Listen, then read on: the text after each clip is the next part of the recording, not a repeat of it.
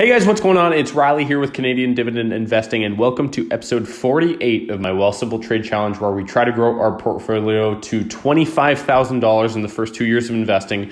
And as you can see, the portfolio is up to $24,337.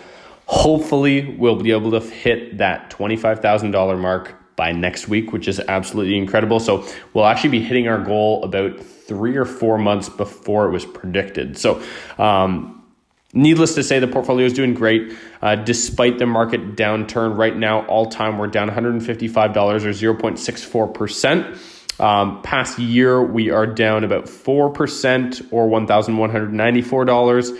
The past 3 months, we're down $677. The past month, we're actually up $780. Last week, we are down $340, and the last day it was down a little bit. I guess it's bumped back up to just being down about $5.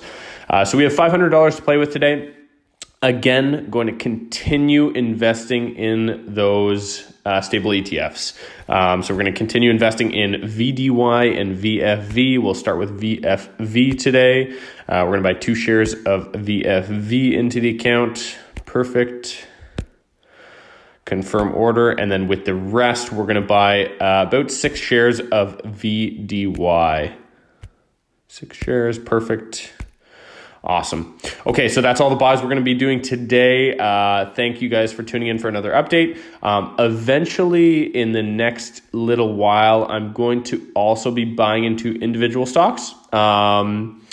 Just increase those positions a little bit as well as the ETFs, but I wanted to get the 2 ETFs to about 60 to 65% of my portfolio just to be stable, because the market's been a little crazy. With dollar cost averaging, it's nice to spread your investments out through an ETF, which covers multiple different companies rather than putting your investment into one single stock. So thank you guys again so much for watching.